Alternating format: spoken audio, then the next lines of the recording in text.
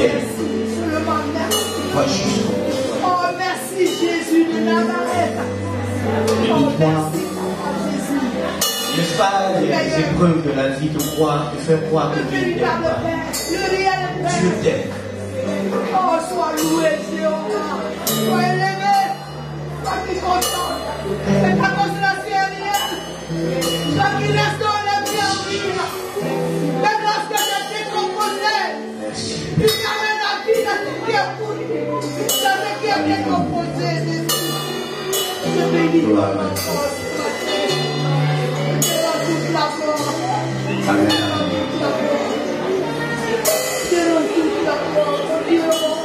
Que Dieu soit loué ici.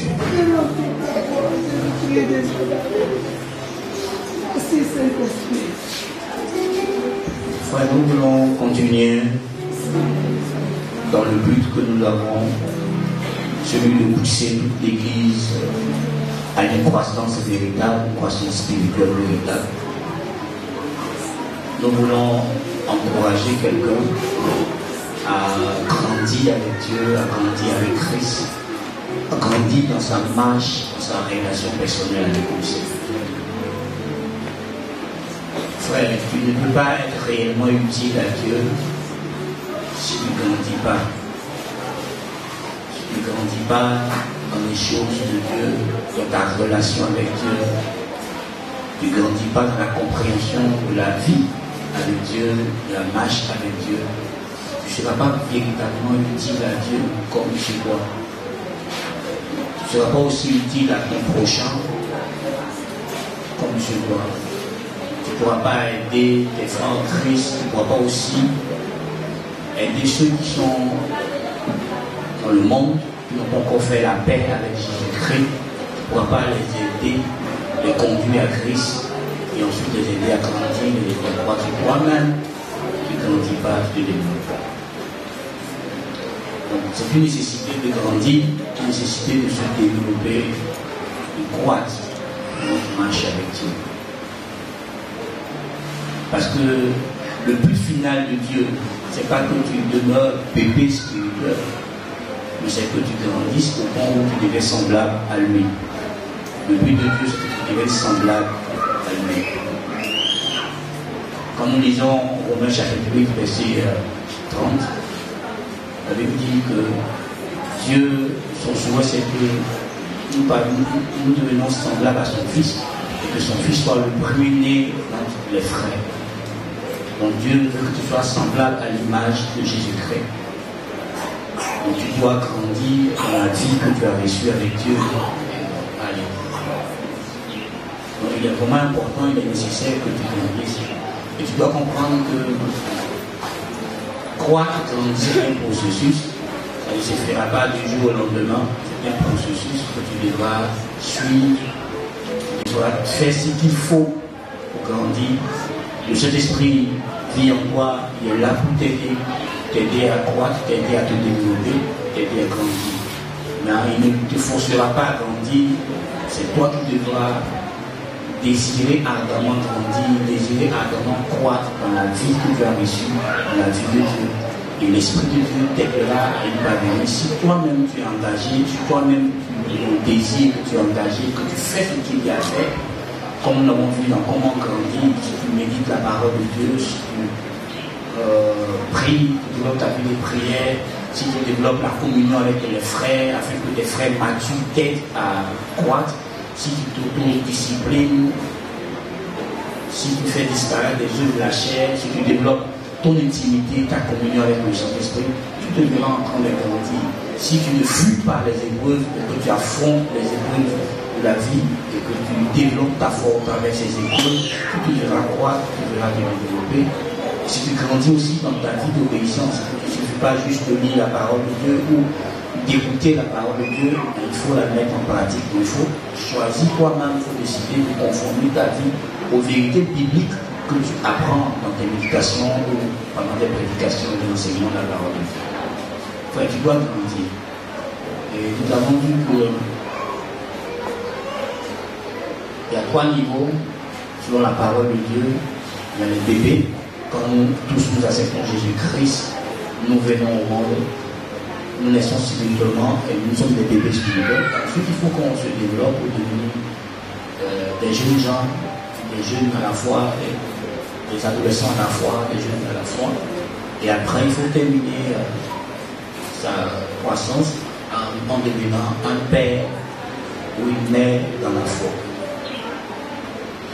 Alors, tu ne peux pas rester bébé et finalement, ce n'est pas le souhait de Dieu, ce n'est pas aussi le désir de Dieu. C'est parce que Dieu attend de toi. Ce que Dieu souhaite, ce que Dieu veut donner, c'est que nous croissons jusqu'à devenir semblable à son Fils. Donc, c'est un travail que chacun d'entre nous est appelé à faire en collaboration avec le Saint-Esprit. Car sans le Saint-Esprit, tu ne pourras pas le faire, tu ne pourras pas grandir, tu ne pourras pas y arriver.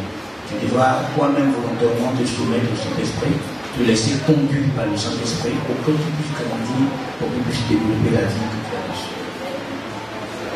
Mais malgré la volonté que tu as, il peut y avoir de l'opposition, il peut y avoir des obstacles, des blocages à ta croissance spirituelle. Des choses peuvent t'empêcher de grandir. Et tu dois être conscient de ces choses pour pouvoir les éviter, pour ne pas que ces choses retardent ta croissance spirituelle. Et ce matin, nous allons parler de ça, des obstacles de la maturité spirituelle. Et nous donnons juste quelques obstacles, on ne peut pas tout donner à la fois en un culte. Nous donnons ce que nous considérons comme des obstacles vraiment majeurs et qui englobent aussi des obstacles. Parlons de ces obstacles. Nos textes de base, 1 Pierre chapitre 2, à partir du verset 1er, 1 Pierre chapitre 2, verset 1er, nous lisons ceci. Rejetant donc toute malice et toute ruse, la dissimulation, l'envie et toute médisance, désirez comme des enfants nouveau-nés le lait spirituel et pur, afin que par lui vous croissiez pour le salut. Si vous avez goûté que le Seigneur est bon. Amen. Veuillez vous asseoir.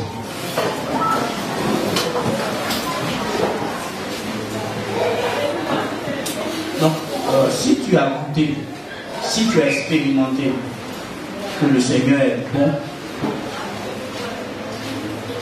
l'apôtre Pierre t'exhorte à rejeter toute malice, toute impureté, toute envie et autres, et à désirer grandir, à te développer, à croître dans la parole de Dieu, à croître, à te développer. Frère, tu ne peux pas dire que j'ai vu que Jésus est bon, que Jésus est excellent, que Jésus est meilleur, que la vie en Christ est meilleure, et puis tu ne cherches pas à la faire croître, à avoir cette vie de façon surabondante.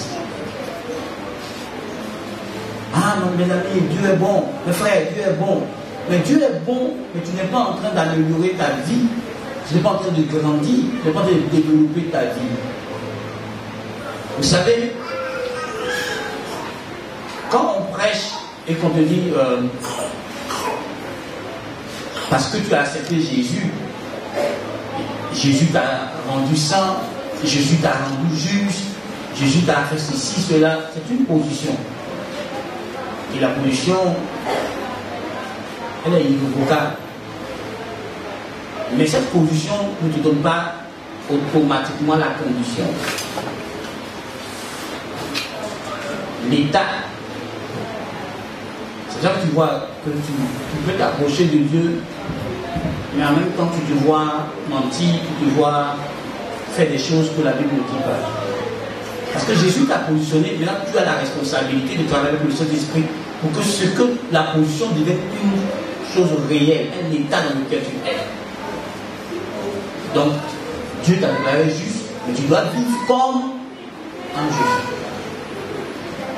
Parce que Dieu t'a déclaré juste, que tu dois vivre comme tu veux.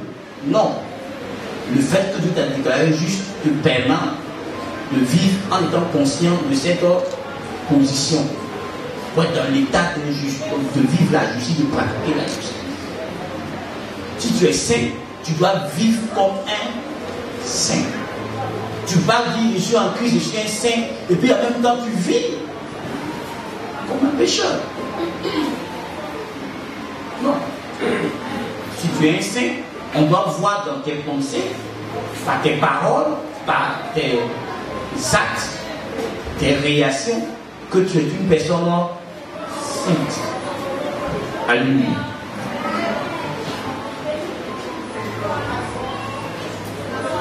Si tu es quelqu'un de saint, il faut que dans ta manière de vivre au quotidien, cette sainteté soit manifestée, révélée aux gens. Jésus lui-même était saint et il vivait comme un saint. Jésus n'a jamais vécu comme un pécheur. La plupart des gens, même qui étaient au milieu des pécheurs, au milieu des gens de mauvaise vie, des publicains, les gens reconnaissaient qu'il était saint et ça les poussait à changer. Jésus ne participait pas à le péché. Tu ne peux pas dire je suis saint de nature et puis tu vis contrairement. Amen. C'est pour ça que tu as besoin de grandir, de te développer, pour que ce que tu es dans les visibles soit manifeste dans le visible. Ce que tu es à l'intérieur soit manifeste à l'extérieur. Donc tu vas être une chose à l'intérieur et être une autre chose à l'extérieur. Ça ne marche pas. Ou tu es à l'intérieur, tu es pécheur, et à l'extérieur, tu manifestes le péché. Mais si tu dis qu'à l'intérieur, tu es sauvé, tu es saint, tu es justifié par Christ, à l'extérieur, tes actes doivent prouver que tu es juste. Comme Jacques parle de la foi, il dit la foi sans ses œuvres est une foi morte. Si tu dis que tu as la foi va se démontrer à l'extérieur. Tu ne peux pas avoir la foi sans que la foi ne soit prouvée par des œuvres. Donc si tu crois en Dieu, il y a des choses qui vont démontrer ta croyance en Dieu et en sa parole. Donc il ne faut pas on va se leurrer, se mentir nous-mêmes. Ah, la Bible dit que c'est que tu vis comme quelqu'un qui n'a jamais connu Christ. Il y a un problème. Il y a vraiment un problème. Parce que tu dois comprendre que le tout premier obstacle à ta croissance, c'est le péché. Le péché. Si tu demeures dans le péché, si tu continues ton amitié, ta complicité avec le péché, ça ne marchera pas, tu ne vas pas grandir. Tu ne grandiras pas. Tu dois rejeter le péché. Tu dois abandonner ça.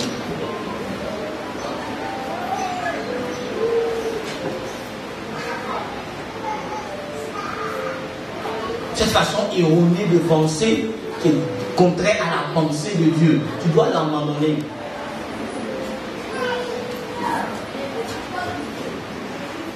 Vous voyez par exemple,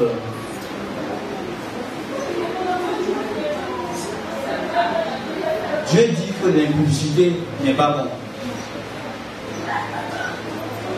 Mais des gens disent, c'est Dieu qui a créé le sexe, on peut le pratiquer. Oui, c'est vrai que Dieu a créé le sexe, mais Dieu l'a demandé de le pratiquer dans un cadre précis, dans le cadre. Donc le fait en dehors du cadre du mariage, c'est aller contre la pensée de Dieu.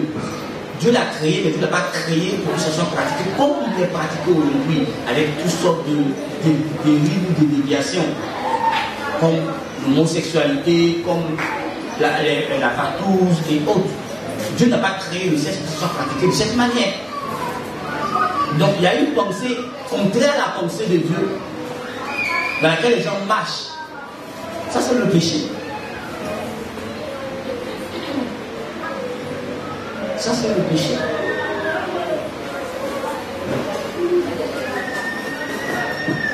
Ça, c'est juste le péché. tu marches contrairement à ce que Dieu pense, tu es en train de pécher. Les païens marchent dans la vanité de leurs pensées.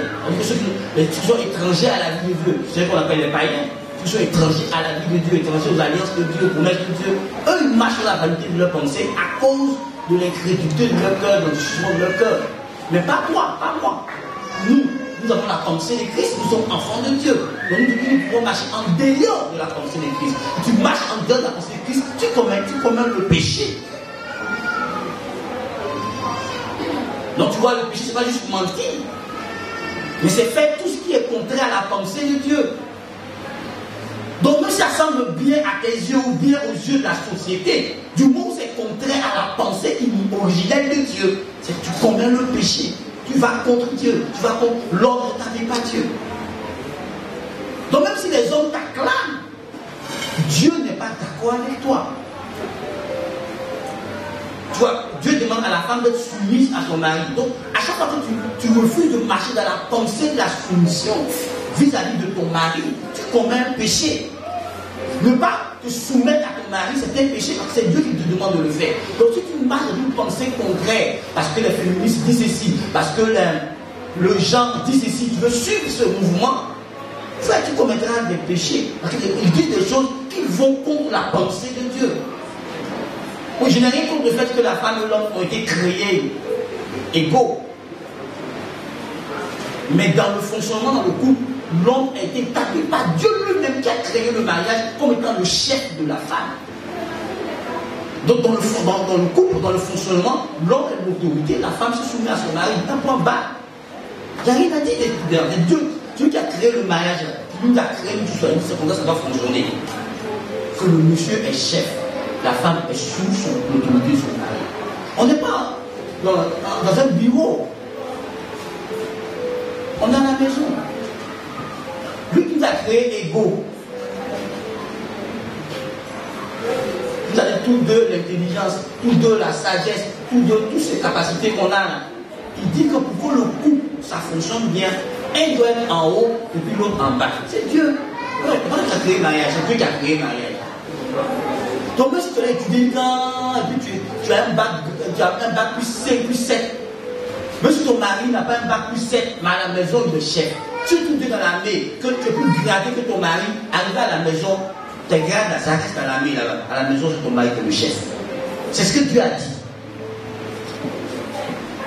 Donc même si quelqu'un vient expliquer tout ce qu'il veut expliquer, même si tu trouves les beaux mots, tu dis ça, c'est joli, non, mais exactement comment. Tant que ça va contre la pensée de Dieu, on ne doit pas suivre ça. Donc tu ne peux pas mélanger la vie de Dieu et la vie du monde. Tu ne peux pas mélanger la vie de Dieu qui est la vie de l'esprit avec la vie de la chair. La Bible dit que ces deux vies-là ont des désirs opposés, des désirs contraires. Frère, en même temps que tu veux la bénédiction de Dieu, mais tu fais des choses qui éloignent de toi la grâce, qui éloignent de toi la faveur de Dieu. Je suis désolé. Frère, la Bible dit que tu es enfant, il faut marcher dans la justice, il faut être juste comme lui-même, il est juste. Donc il faut pratiquer la justice, comme Christ lui-même pratique la justice. Mais regarde dans tes faits et gestes, tu es juste. Tu dis à une personne que tu l'aimes, mais en même temps, tu trompes cette personne, tu fais des coups bas dans le dos de cette personne, tu es infidèle envers cette personne. Comment tu peux prétendre aimer quelqu'un et en même temps lui faire du mal? Ça, c'est ce que le monde nous enseignait de l'amour, parce que ce n'est pas vrai. L'amour de Dieu ne nous permet pas à faire du mal à la personne que nous aimons. Frère, tant que tu vas vivre dans le péché, que tu ne vas pas te séparer du péché, tu ne pourras pas grandir dans la vie de Dieu. Frère, on ne peut pas mélanger la vie de Dieu et la vie mondaine. Où tu choisis de vivre la vie de Dieu et tu la développes pleinement, ou tu ne vis pas la vie de Dieu. Amen, amen. Le péché. Le deuxième obstacle que je partagerai avec toi, c'est le manque de désir ardent de croître. Et les gens dans l'église sont dans l'église. de Jésus-Christ. Mais ils ne veulent pas grandir. Ils n'ont aucun désir de développer la vie de Dieu qu'ils ont reçue. Ils sont à l'église, mais ils ne font rien pour grandir. Tu ne les verras pas en train de fouiller la Bible, en train de méditer la Bible, pour connaître les pensées et les voies de Dieu. Non. Tu ne les verras pas en train de chercher un frère plus mature que eux pour leur poser des questions sur la parole de Dieu, pour mieux comprendre la parole de Dieu, pour croître et grandir.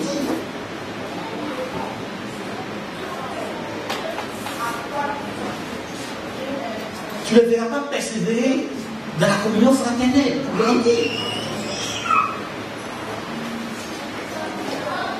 Tu ne vas pas développer la vie spirituelle. Quand tu leur parles même, tout tu les fatigues. Parce qu'ils n'ont pas ce désir de croître, de grandir dans leur ressemblance à la personne de Jésus. Ils ne veulent pas devenir comme lui. Ils se contentent juste d'une vie religieuse là, pour essayer d'avoir une petite bonne conscience. Mais ils ne cherchent pas à avoir une conscience éclairée, affranchie de toute souillure du passé.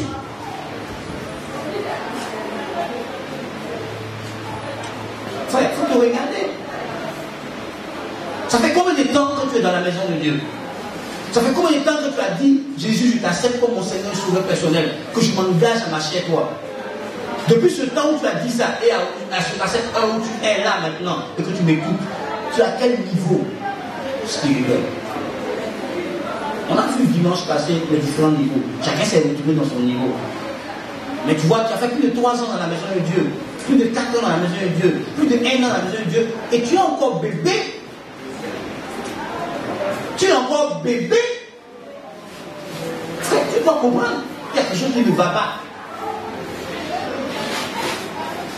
Parce que Dieu veut que tu grandisses. Donc Dieu est prêt à mettre tout ce qu'il faut, à faire ce qu'il faut pour que tu croisses. Est-ce que toi tu es prêt à faire ce qu'il faut?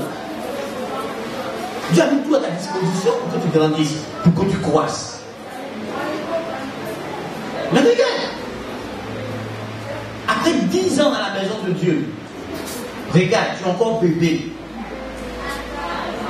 Pourquoi? Parce que tu n'as pas le désir de grandir. Tu te contentes juste du peu. Mais tu n'as pas une soif, un désir ardent de connaître Dieu, de développer ta marche avec Dieu, de devenir plus intime, de devenir plus proche de Dieu. Pierre a dit dans 1 Pierre 2:2 que nous devons faire quoi? Nous devons désirer ardemment le lait spirituel pour croître. Donc tu ne vas pas grandir si tu n'as pas ce désir ardent, tu n'as pas cette soif de vouloir grandir, de vouloir développer ta vie chrétienne pour devenir comme le Christ. Tu ne grandiras pas. Alléluia. Est-ce que on se comprend?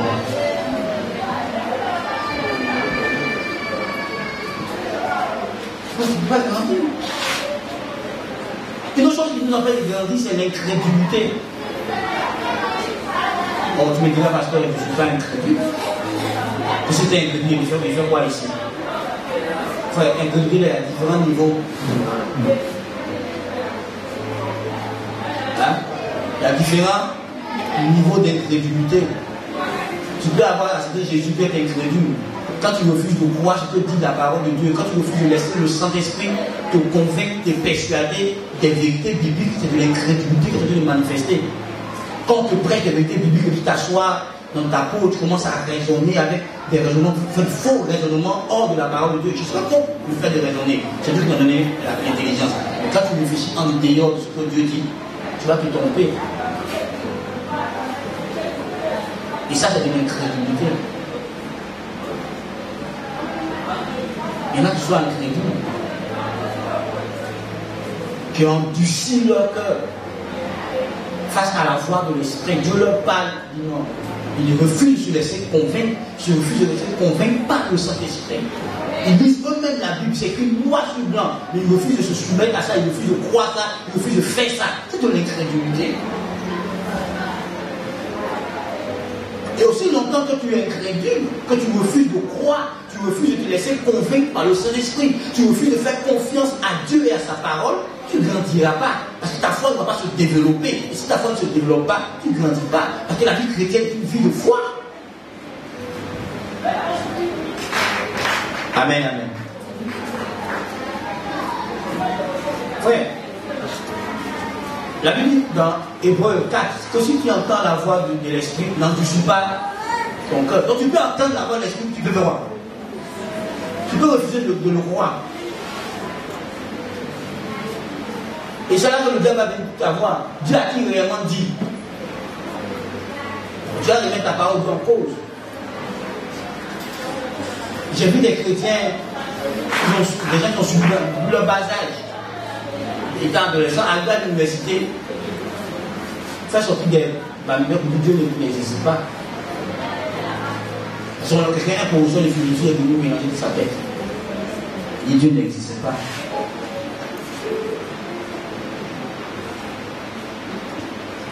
Frère, laisse-toi enraciner dans la parole de Dieu. Examine les Écritures et crois Dieu sur parole. Parce que Dieu n'a pas menti du quoi. En Dieu, en Christ, il n'y a pas de mensonge.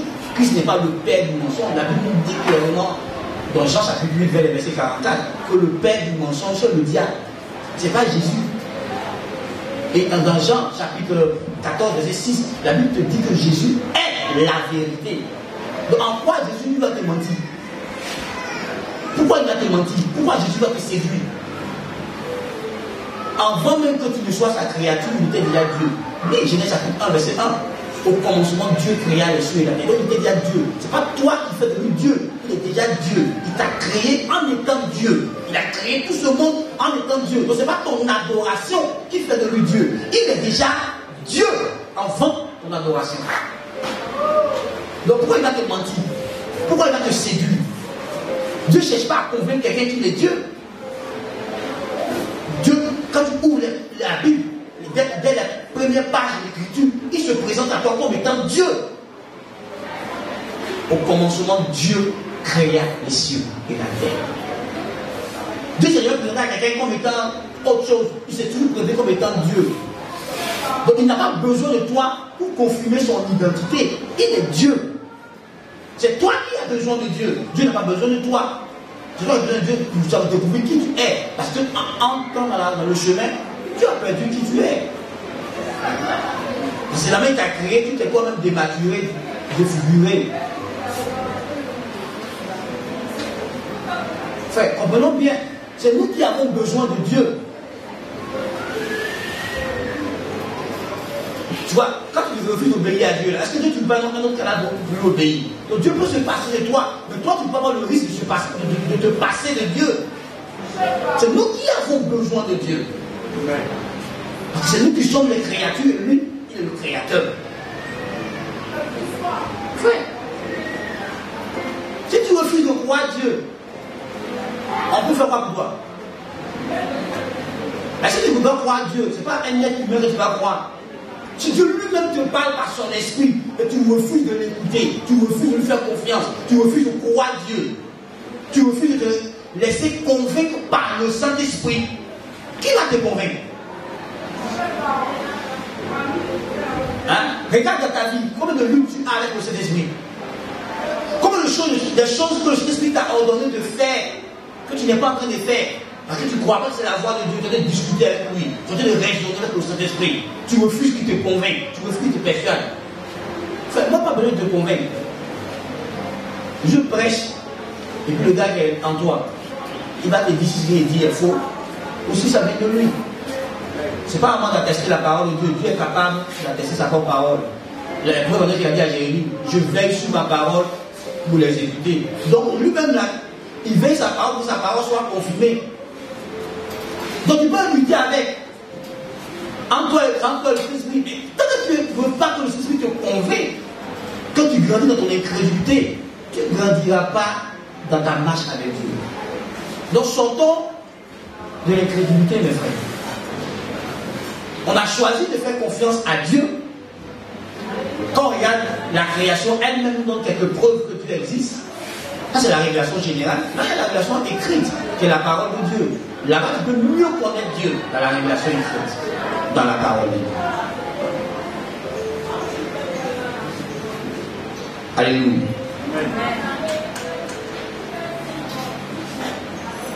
La désobéissance constante à la voix de l'esprit nous empêche de grandir.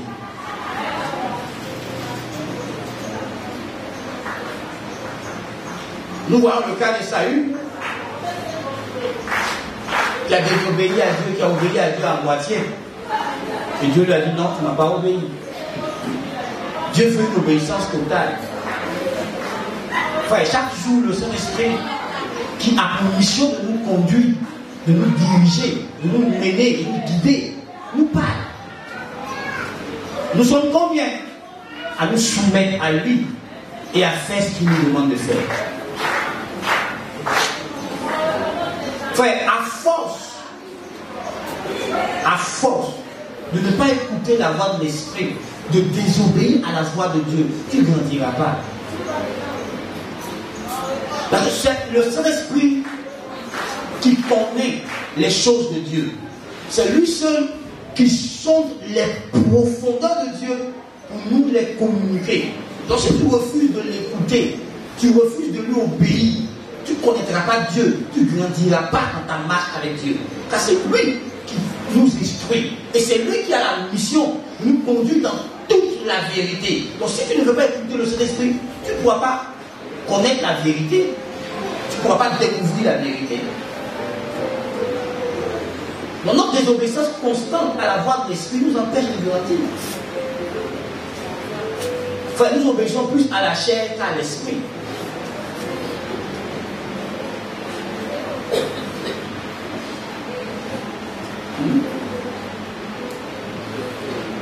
Ton cœur a des ressentiments, de la colère contre quelqu'un, l'Esprit te dit laisse tomber. Il ne faut pas faire ça, aime-le.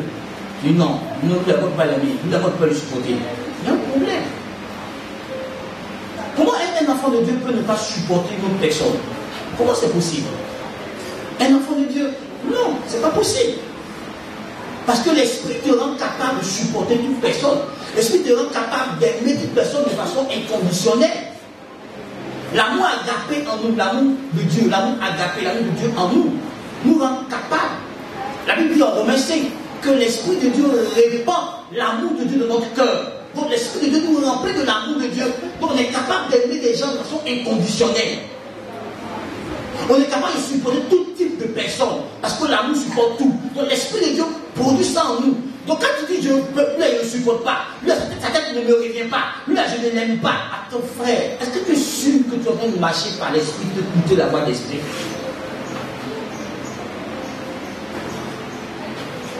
Un chrétien qui a de la haine dans le cœur, un chrétien qui ne supporte pas quelqu'un, qui n'aime pas quelqu'un, frère, c'est tolérable si tu es encore bébé dans la foi. Mais tu ne dois pas rester ainsi. Tu dois tout faire pour grandir et accepter tout type de personnes. Parce que Dieu nous fait acception de personnes. Donc toi, tu ne peux pas faire ça aussi. Tu dois accepter tout type de personnes. Parce que l'Esprit qui habite en toi t'en rend capable. Le Saint-Esprit nous rend capable d'aimer les gens. Le Saint-Esprit nous rend capable. Il nous rend capable. Frère, l'Esprit de Dieu te rend capable de pardonner, d'aimer, de supporter, de tolérer, d'excuser. Comment toi, en tant qu'enfant de Dieu, vivant en communion avec Dieu, vivant en intimité avec Dieu, un frère auprès de toi, une personne auprès de toi, tu ne supportes pas la personne. Tu es mal à l'aise parce que quelqu'un est assis auprès de toi, parce que quelqu'un est en toi. Frère, il y a un problème dans ta marche avec Dieu ou dans ta compréhension de Dieu. On ne demande pas d'être intime avec tout le monde. Parce que ce n'est pas possible d'être intime avec tout le monde. Mais la communion fraternelle avec tout le monde, c'est possible. Parce qu'en Christ, il y a trois niveaux de relation. Il y a l'unité, Il y a la communion et il y a l'intimité. Tu ne peux pas développer l'intimité avec tout le monde.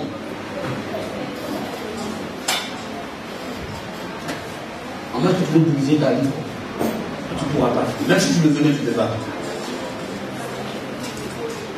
Mais tu peux être en communion fraternelle avec tout le monde. C'est un niveau de relation, c'est pas un niveau de relation très profond. L'intimité, c'est un niveau de relation profond. Alors, mon frère, tu ne supportes pas, ça ne te revient pas. Attends, tu as le Saint-Esprit. Frère, tu as le Saint-Esprit qui te rend capable de vivre la vie de Dieu. Tu l'as. Et tu dis même que tu es en communion avec lui. Tu dis même que tu as une relation avec le Saint-Esprit. Donc si tu as une relation avec le Saint-Esprit, le Saint-Esprit doit être capable de t'aider à vivre la vie de Christ, à manifester Christ. Et donc si tu refuses de donner de l'amour, tu ne peux pas te manifester Christ. Parce que Christ est amour. Christ supporte tout le monde. Christ accepte tout le monde. Donc si tu es en train de manifester Christ, tu as le devoir d'accepter tout le monde.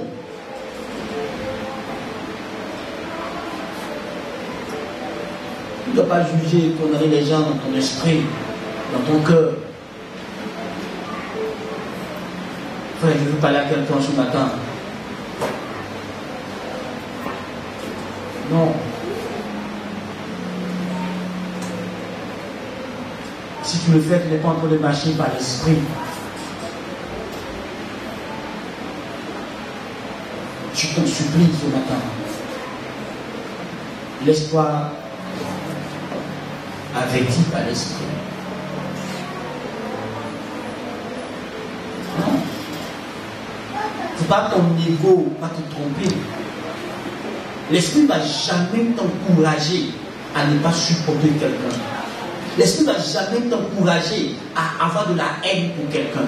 L'esprit de Dieu ne va jamais t'encourager à avoir de la rancune, de la rancœur, des ressentiments pour quelqu'un. Peu importe le mal que la personne t'a fait, peu importe l'offense que la personne a manifestée, le Saint-Esprit te poussera toujours à pardonner, à excuser, à tolérer.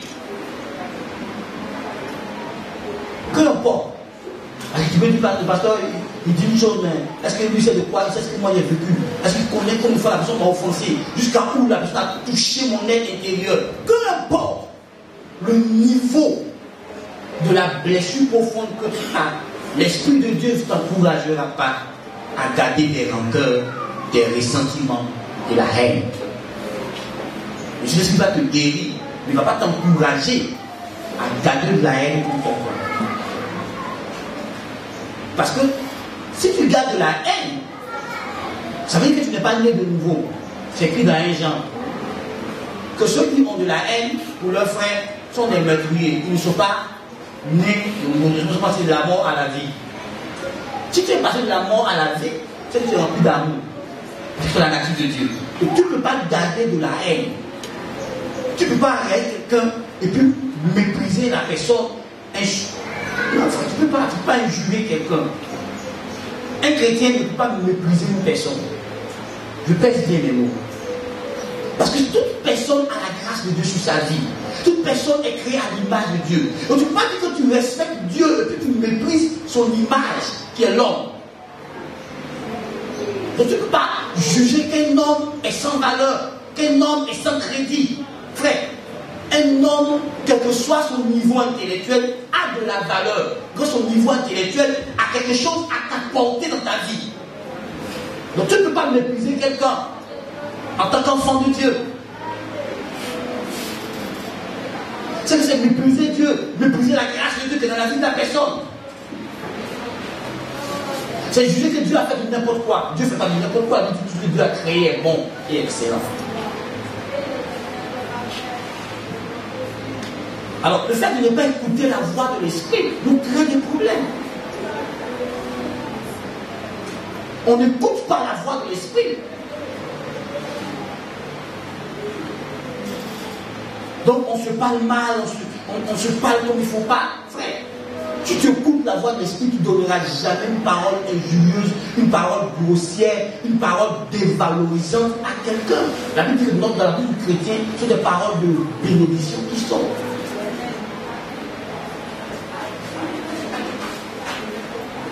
Frères et sœurs, arrêtons de nous mentir nous-mêmes. Arrêtons d'avoir l'étiquette d'être chrétien. N'ayons pas l'étiquette d'être chrétien parce qu'on a une Bible, parce qu'on chante des cantiques, parce qu'on met des autocollants sur nos Bibles, sur nos véhicules, sur nos maisons. Non. Parce qu'on a allé se faire baptiser dans l'eau. Non. Parce que tous les dimanches on fait l'effort de venir à l'église. Non. Soyons de véritables chrétiens. Soyons des hommes et des femmes qui pratiquons la parole de Dieu, qui obéissons au Saint-Esprit dans notre quotidien. C'est un chrétien qui a tout le temps une humeur de chien.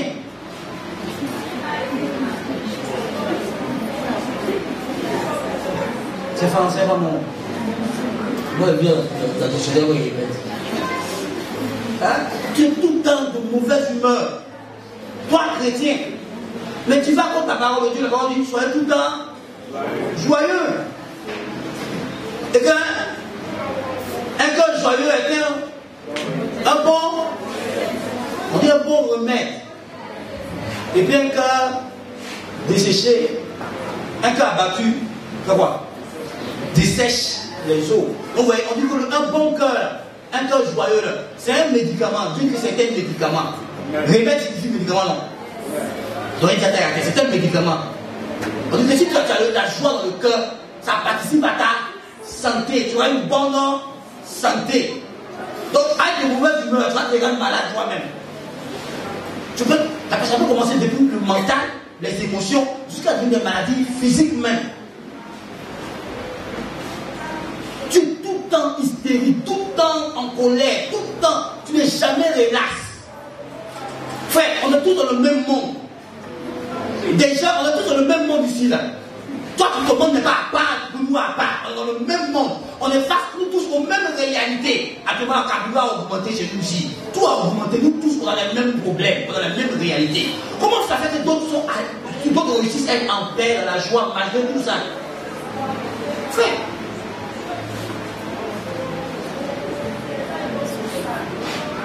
on a tous les mêmes enfants. Va dans n'importe quelle maison, tu vas voir si les enfants vont. Tu vas voir qu'ils sont même père, même mère. Ils sont même pareils. Il n'y a pas un qui vaut son camarade. Mais comment d'autres font et puis supportent tout ça, et puis sont à l'aise, sont relaxés? Frère, je suis conseiller conjugal, j'ai écouté plusieurs foyers. Je suis comme toi, on a le même problème, le mari se plaint. Ma femme ne me respecte pas, ma femme ne m'est pas soumise, ma femme ne me valorise pas, la femme ne dit pas, mon mari ne m'écoute pas, mon mari ne m'aime pas, mon mari me traite mal, mon mari n'est pas intentionné. C'est même partout où je suis parti de plusieurs foyers, c'est la même affaire. Ce sont les mêmes plaintes. On n'a pas beaucoup d'argent. Ils ne me consultent pas dans les dépenses. Ce sont les mêmes plaintes là. Ils ne mettent pas avec les enfants, ils ne mettent pas un peu dans les travaux ménagers. Ce sont les mêmes plaintes. Mais comment se fait-il que d'autres réussissent, malgré tout ça, à être en paix, être dans la joie? Parce qu'ils écoutent la voix de l'esprit. Faire au travail, on a tous les mêmes pressions. Tes patrons te mettent la pression.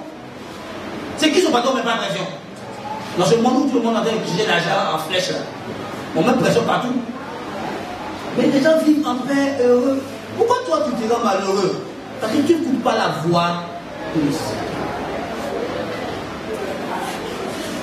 Quand l'esprit dit laisse tomber, il dit non, il ne laisse pas tomber. Il laisse tomber. Et à l'intérieur, sois un peu en mode vacances. Sois relax. Hein? Laisse tes pensées aller en vacances. Sois relax. Arrête d'être sous tension. Sois relax. Problème, ça ne va jamais finir. Quand tu règles un problème, ça crée un autre problème. Quand tu résous un besoin, ça crée un autre besoin. Donc, frère, comment tu vas te dire c'est faux? Bon, ma maison est petite, je suis dans le studio. Je vais te créer pour moi chambre salon. Tu seras obligé de payer fauteuil. Ça vient de créer quoi? Un autre besoin. Si tu prends 3 chambres salon, tu seras obligé d'équiper les 3 chambres là. Des lits, ou lits superposés même, tout ça là. Ça crée d'autres besoins. Ma voiture est déjà vieille, elle est nouveau. Tu payes nouveau, une grosse marque, au carburant, ça va augmenter. Si tu fais le plein à 50 000, tu vas faire le plein à 300 000. Ça crée un autre besoin. Non, j'ai trop chaud, je vais augmenter le climatiseur, il y a le climatiseur dans la chambre, climatiseur au salon, climatiseur ceci. C'est sûr que ta facture va. Non, on va faire micro-ondes, on va faire machine à laver, faire à repasser. Quand tu mets tout ça là, c'est sûr que tu es prêt à payer facture. Donc tu vois, à la fin du mois, tu ne cries pas chez quelqu'un. Et comme quand tu mets les charges, quand tu appelles 2, 3 frigos dans la maison, 4 frigos dans la maison, tu es conscient que tu vas. Tu ne cries pas chez quelqu'un. Frère, l'enfant est toi au ciel. Il ne t'a pas dit de venir sur la terre. C'est toi qui as crié dans l'oreille de Dieu. Je veux enfant, je veux enfant. Enfant est venu. Frère, il va partir à l'école. Dieu a dit de devenir indépendant. C'est ta responsabilité. Tu ne cries pas sur quelqu'un qui a même facture d'école à la fin du mois. Tu respires à fond. Et puis tu prends la facture du Dieu et dis-moi à payer. Si tu tombes malade à l'improviste, tu ne cries pas sur quelqu'un. Tu dois t'en occuper. Tu étais seul, il y avait une femme dans ma vie. Donc tu dois donner de l'espace à la femme là.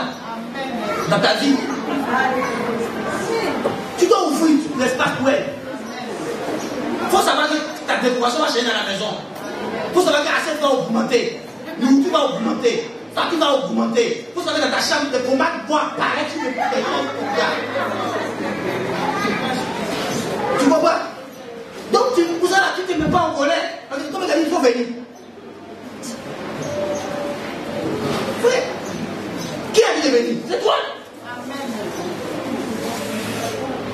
Mon mari ne me laisse pas sortir. Mon mari me contrôle trop. Qui t'a demandé de l'accepter comme mari?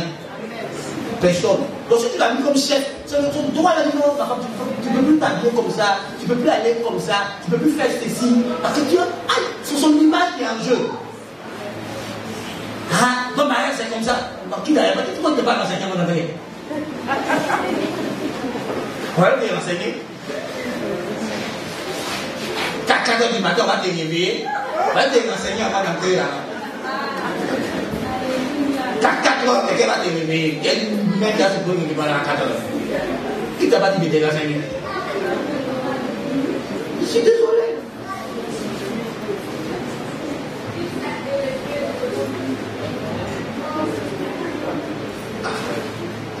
Le manque de pardon. Ça empêche les chrétiens de grandir. Le manque de pardon. Les chrétiens ne pardonnent pas. Les païens sont un peu tolérants que les chrétiens. Chrétien, si tu as fait un chrétien, ah mon Dieu, les païens ne pardonnent. Chrétien.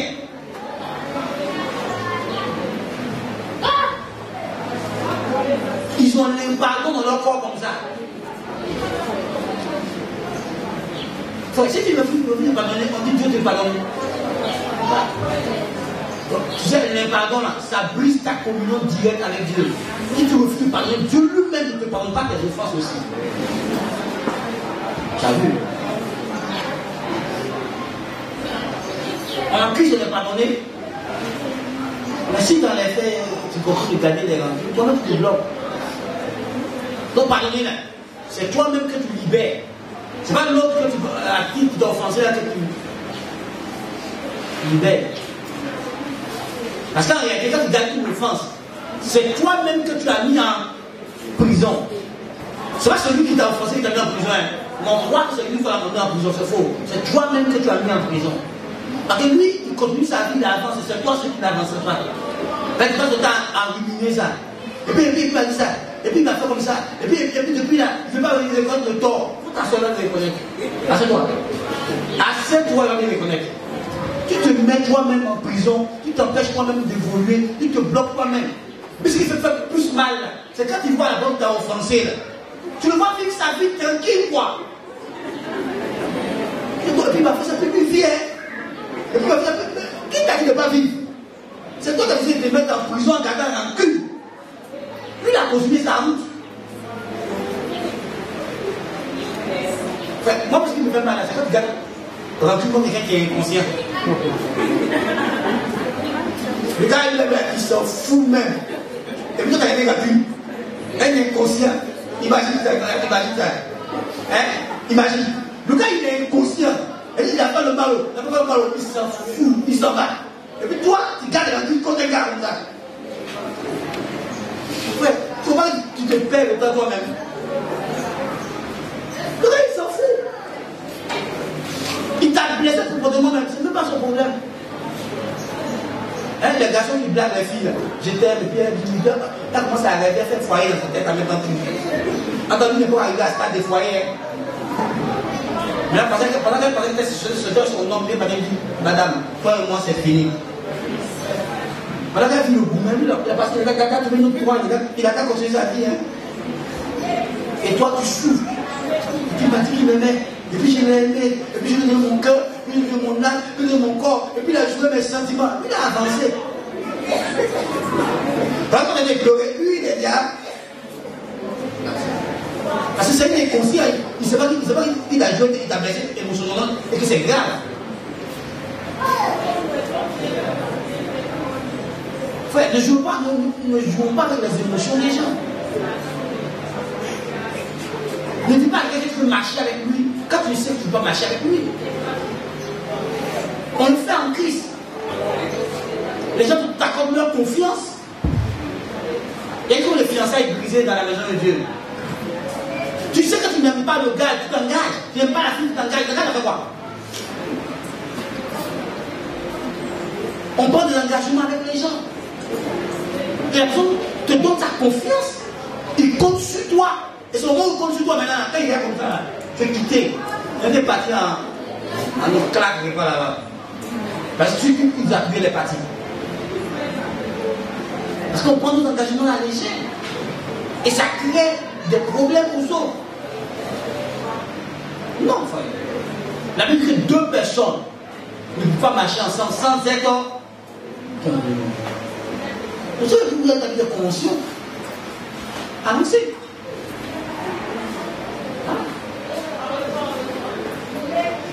Mes frères, je vais t'envoyer ce matin. Que importe ce que la personne a fait, il faut pardonner. Pour ton propre bien à toi-même. Je ne dis pas que c'est facile. Je ne dis pas que la douleur n'est pas là. Si la douleur est réelle, va vers Dieu, demande de l'aide à Dieu dans la prière. Pour qu'il guérisse tes émotions, qu'il guérisse ton cœur, et puis que tu réussisses à accorder ton pardon. Même si la personne ne reconnaît pas, pardonne pour ton propre bien, pour ta relation avec Dieu, pour toi-même. Ne te mets pas en prison pour quelqu'un.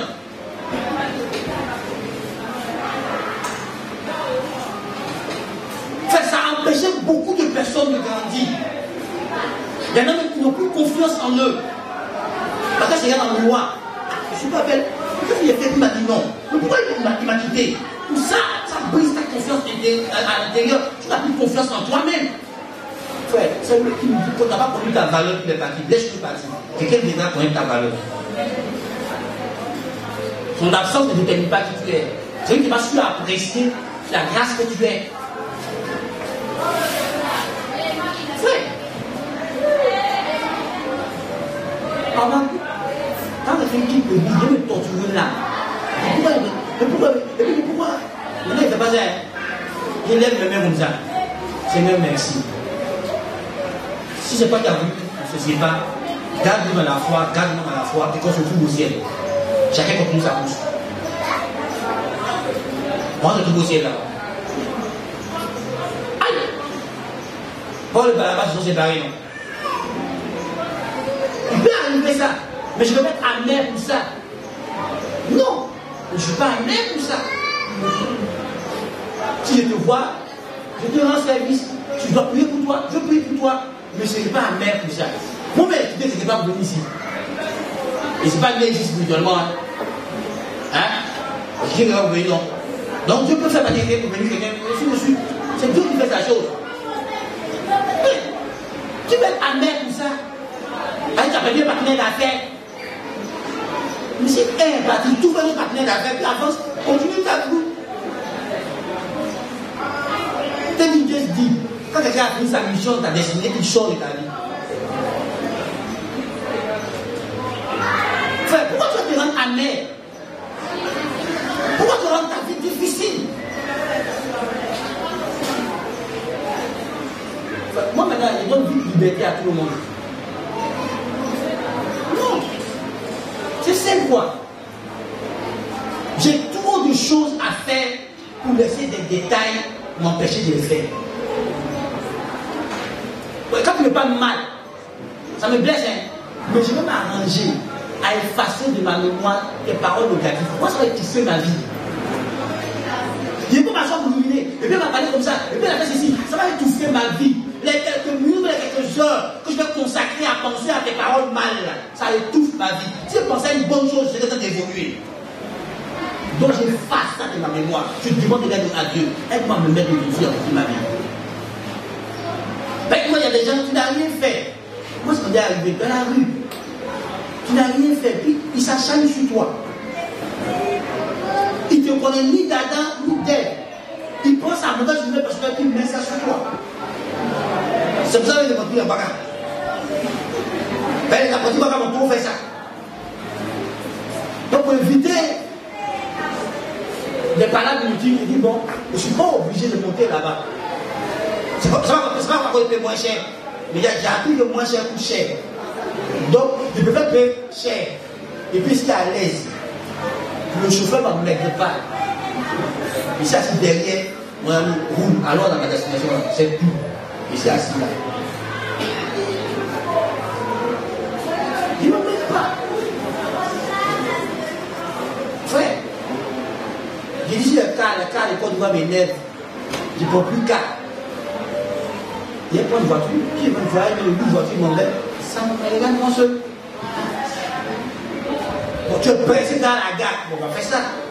Tu arrives à la gare à 8h, le cadre d'école à 15h, tu peux mettre ton t-shirt, non, c'est toi-même départ, toi-même départ, c'est à 15h. Tu arrives à Boaké à minuit après, là, tu vois les gens. Un jour, tu t'es dimanche, un de mes collègues, on allait s'asseoir à l'ITB. On arrive à 16h. On dit non, à 17h30, le départ pas, il paye mon ticket. On a démarré à 23h. Imaginez-vous si on ne commençait pas à Boaké. On arrive à quelle heure à Boaké là-bas? On a pris le taxi, on allait à l'hôtel. Et dans mon collègue, regarde-moi, on n'avait plus jamais voyagé comme ça ici. Mais il va dire, non mais quoi, si tu es disponible, on peut partir, accompagne-moi. Il n'y a pas de problème sur la route là-bas. On garde quand on veut, on pisse quand on veut, on fait ce qu'on veut pour continuer. Ça coûte cher, ça coûte plus cher, mais c'est pas grave. J'évite des animaux. Un jour, j'étais dans le bus, il était arrêté comme ça. La fille a dit que c'est où il s'est arrêté, là qu'elle doit s'arrêter. Je change de place, elle change de classe. Quand je disais le bus, je dis moi, je ne monte plus dans le bus. Pour me sauver la vie. Et je suis pour le bus jusqu'au bout. J'ai évité par la main. Toutes les routes de bois de nuit, là, il évite. Quand non, mon frère, on fait affaire, on doit aller dans boîte de nuit, mon frère. On va aller dans le restaurant. Si pas de restaurant, garde ton argent. Tu ne vais pas dans boîte de nuit. Non, il évite. C'est pas interdit. Mais si quelqu'un ne va dans boîte de nuit, est-ce qu'il saura que ça ne devait pas à faire? Hein, mon frère? Je suis pasteur. Quand il a dit le pasteur en boîte, t'as vu donc? Tout c'est même. C'est des millions. Mais il m'a vu encore dit que mon gars il était devant moi là. Il était de boire une boisson. Mais c'est lui sucré devant moi. Il ne va pas remarquer sucré. C'est boisson. Boisson, il faut qu'il va remarquer. Et puis dans les fois de lui, donc mon frère, allons dans le restaurant. Mon type de pasteur m'empêche dans ce milieu. Donc je me suis dit, je ne veux pas la boire. Tu vois, si tu te matin, va sur le net. Et puis, dis tout ce que tu veux des méchants sur moi. Je ne ferai pas de commentaires. Si tu veux croire dans ta couloir, si tu veux accepter. Le peuple Dieu dit que quand le diable parle, on n'écoute pas. On sert Dieu. Mais comme ça, pour montrer si c'est faux pasteur ou si c'est bon pasteur. C'est tout. Il ne va pas me bavarder. Et ma soeur, et puis puis la journaliste a dit ça. Et puis il y a un gourmet, il y a une crise cardiaque.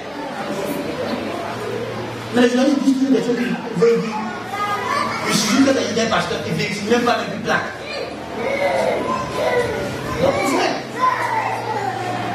femme que tu as mariée là, tu ne lui parles pas. Vous vous bougez dans la maison. C'est quoi vous faites? C'est quoi? Vous faites, si tu as fait des asseyez, vous discutez, parlez avec eux, puis ça continue. La langue et puis les dents sont ensemble, ils se montrent qu'ils sont ensemble. Et ça marie les femmes là. On se garde un peu, on est ensemble. Il faut continuer. Pardonnons mes frères. Si tu peux éviter que quelqu'un va te créer un problème, évite pour avoir des rancunes inutiles. C'est pas tout ça pour régler. Les choses qu'il a dit, toi celui qui travaille, toi tu parles de qui avance. Non, ça ne sort pas pour régler. Mais quand ça sort pour régler, il y a des pays. Mais il dit un mot plus grave que le premier mot qu'il a dit. Donc tu vas voir. Si elle est partie pour chercher pardon, on te blesse encore pour te faire des jours. Il y a des gens qui laissent tomber et qui avancent. Donc tu peux Matthieu, tu peux lire à la maison Matthieu 6, 14. Les traditions. Dis à ton frère les traditions. Antoine, lis rapidement. Marc 7, 8.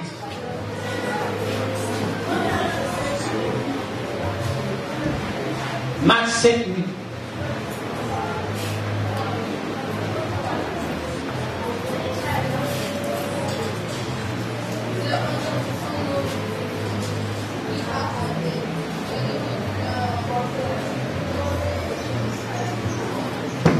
Nous lisons. Marc chapitre 7, verset 8. Vous abandonnez le commandement de Dieu et vous observez la tradition des hommes. Amen. Ok. Oui. On va la parole de Dieu. Vous suivez la tradition des hommes. Quand les disciples de Jésus étaient des machins dans un champ, et puis ils ont pris des épis pour manger, qu'est-ce que les pharisiens ont dit? Ils n'ont pas permis de faire ça, ils n'ont pas lavé leurs mains, ils n'ont pas bu sur le tout. Jésus nous a donné une réponse. Frère, comme il faut des traditions, souvent dans l'église, pour empêcher les gens de grandir avec Dieu. Un gars comme Pierre, Dieu a entendu lui parler d'une croissance. Dieu lui montre une nappe avec des animaux, des quadrupèdes à manger. Dieu lui dit, tu manges. Pierre reconnaît bien que c'est Dieu qui lui parle. Il dit à Dieu que de toute sa vie, il n'a jamais fait quoi? Hein? Il n'a jamais mangé un animal impur. Il est juif, non? Ce qui est vrai, c'est une tradition juive. Or, Dieu veut le faire entrer chez les païens. Les juifs n'entraient pas chez les païens. Donc, Dieu veut changer ça. Si Pierre n'avait pas écouté Dieu, est-ce que ça allait évoluer? Non. Frère, jugez bien. Quelle tradition sont en train de suivre? Et puis quand le Saint-Esprit te parle, non, ne fais pas ça. C'est comme ça doit être fait. Qui t'a dit ça? Moi, c'est un songe, Dieu me parle. Donc quand Dieu me parle audiblement, non, c'est pas Dieu. Moi, c'est un songe que Dieu me parle. Moi, c'est dans vision que Dieu me parle. Qui t'a dit que Dieu parle seulement en songe et en vision? La Bible, Dieu parle tantôt d'une manière, tantôt d'une autre. Frère, écoute-moi. Quand l'église a un certain niveau, il y a des choses que Dieu vous permet de faire. Et puis quand l'église évolue, Dieu demande qu'on change. Mais ceux qui sont traditionnels vont dire, ah, le pasteur là sont des déviés. Qui t'a dit ça? Frère, il y a ce que je comprends, il y a ce que tu comprends qu'on comprend qu'on est bébé. Et puis il y a ce qu'on comprend qu'on devient père. Ça change. Tu t'en rends compte qu'il y a des choses que tu dis, ah, j'avais mal compris. Et toi tu n'avais dit ça. Tu dois corriger. Mais si tu es attaché à la tradition, comme c'est comme ça on fait, c'est comme ça ça va rester. Oui, il prend un exemple. Si on vient ce dimanche, un dimanche matin, tout le monde vient, il laisse. Tout le monde vient d'abord, puis après la louange, au temps de la prédication, et puis essayer de l'église, on vous sortons en l'évangile. Tu vas dire qu'on va mettre tout au début. C'est vrai là. Là, tu es habitué que quand on finit de faire le louange, il monte bien presque. Si tu as envie de prêcher aujourd'hui, le pasteur, il avait des devenir un peu. Que la Bible dit qu'il y a un temps pour toutes choses, il y a un temps pour évangéliser, il y a un temps pour. On va sur le temps de tout. Comment on va évangéliser comme ça? Voilà. Parce que vous les chrétiens, quand vous avez une tradition, quand c'est entré dans vos mœurs, quand Dieu veut créer un nouveau mouvement, ça c'est le diable. Parce qu'on pense connaître Dieu. On s'est tellement familiarisé à Dieu qu'on pense le maîtriser. Un mystère comme lui, comme ça, tu peux le maîtriser. Chaque jour, tu vas apprendre de lui. Ça fait plus de 40 ans que Dieu prêche la Bible là, mais il continue de découvrir des choses dedans. Imagine-toi, toi, tu as 40 ans. Hein? Les Rénats Bouquet, les Moïse Olivier, il a 74 ans de ministère. Il prêchait encore ça et puis découvrait des choses nouvelles dedans. Et toi, tu n'es pas arrivé loin. Tu as gardé une tradition. Maintenant, il a établi un programme de prière. Il prie chaque jour à 3 h du matin. Le jour où 3 h du matin, il a péché. Donc, il s'est levé à 4 h. Ça fait le document, il meurt. Puis il est péché. C'est écrit où que si tu veux faire, tu dois prier tout le temps à 4 h. Faut lire ta Bible, c'est écrit où? C'est écrit pour que tous les jours de ta vie, quand tu te réveilles aujourd'hui, tu dois forcément faire 4 h de prière avant que Dieu dise que tu as prié. C'est écrit où? C'est écrit où? Enfin, moi, je suis pasteur, il faut me y aller. Et un jour, je fais 1 heure de prière. Et puis il me couche. Et un jour aussi, quand il veut prier, il prie où? Il prie quand matin, 22 h, 6 h. Et un jour, il fait 22 h, minuit, 22 h, même coucher. Ma vie de prière n'est pas monotone.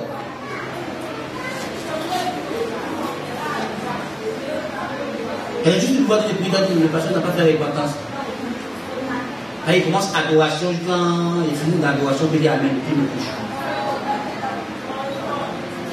Frère, c'est la tradition qui dit que quand tu te réveilles, tu dis merci Seigneur, après merci Seigneur, Seigneur, pardonne-moi, pardonne-moi. Et c'est ce qu'il faut bénir, après c'est ce qu'il faut bénir, j'ai dit les démons. C'est quoi?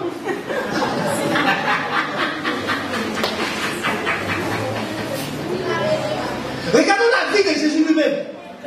Et les jours Jésus priait quand l'aurore se lève. Et la vie de Jésus l'avait dit, Jésus a prié toute la. C'est toi Jésus prié toute la vie. Ça qui nous enseigne, non? Et le jour il a fait une longue prière, le jour il a fait une courte prière. Devant la tombe de Lazare, il a fait quoi? Une longue prière. Il a lié toutes les forces du mal. Il a dit qu'il était en grâce, ça fait même pas 5 minutes. Lazare, sort, c'est fini. Il a fait une prière. Et il dira. Il te choque ce matin. Il te choque pas. Tu as confessé des péchés qui n'existent pas. Tu es fatigué. Tu es assis dans le regard. Au pied là, se ferme seul. Mais tu veux prier. Satan, je t'aime. Tu es fatigué. Écoute-moi bien, on te développe une fille de prière. Ça n'a rien à voir avec les heures de prière. Est-ce que tu parles à quelqu'un? Développer une fille de prière et les heures de prière, c'est pas la même chose. Si tu ne pries pas un jour, là c'est un problème. Mais chaque jour tu dois prier. Mais tu ne vas pas prier chaque jour de la même manière, de même temps d'heure. Frère, il y a des jours, je travaille. Donc je suis fatigué. La nuit, je dors. C'est bien de faire des fois de travail quand on se donne à l'aide de jeunes enfants.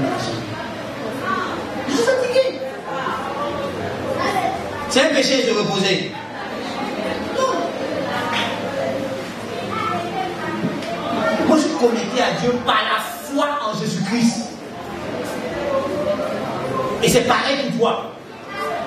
Tu es connecté à Dieu par ta foi en Jésus-Christ. Si tu es fatigué aujourd'hui, que tu as fait un coup de prière pour dormir, c'est sûr, il y a fait l'expérience. Tu es fatigué, il a besoin d'une heure, va au lit, rends grâce à Dieu, tout ça, et puis dors. En moins que tu sois paresseux, sinon si tu n'es pas paresseux, tu peux retrouver à 21h et puis te réveiller à 6h. C'est impossible. 23h, 4h du matin, voire 2h, même d'autres, le sommeil va partir seul. quand tu te réveilles comme ça là, tu es en pleine forme. Il est 2 heures du matin, tu t'es réveillé, tu es en pleine forme. Tu peux prier pendant que l'heure du regarde. À 4 heures, quand tu es lavé, tu ne peux pas parler au travail. Faut voir. Mais tu es fatigué. Comme tu as établi une coutume. Seigneur, merci. Je te dis merci. Tu sais que c'est bon. Ta première est de cousu. Mais quand on est fatigué, on a du mal à agencer nos idées. Là, il a dit ouais. Mais c'est aussi. Pourquoi tu te ma tête comme ça?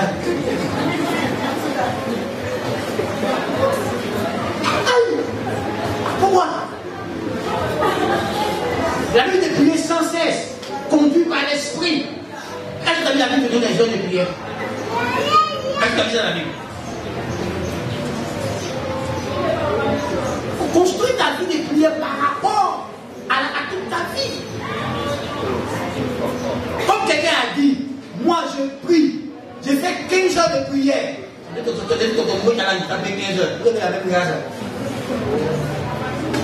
quand tu as la même occupation. Hein? Quand tu vas prier toute la nuit 15 heures le matin, il dort. Toi, tu vas prier toute la nuit le matin, tu dors au boulot. Parce que vous avez la même vie. Le gars, il a prié toute la nuit. Parce que c'est le matin, entre 6h et 9h, il va dormir pour récupérer. Toi, à cette heure-là, tu es au travail. Et c'est toi qui dois prier de 22h à 6h. Maintenant, tu as tout dans ton bureau de place. Quand ton patron te menace, mon patron me persécute, il te persécute. Rien.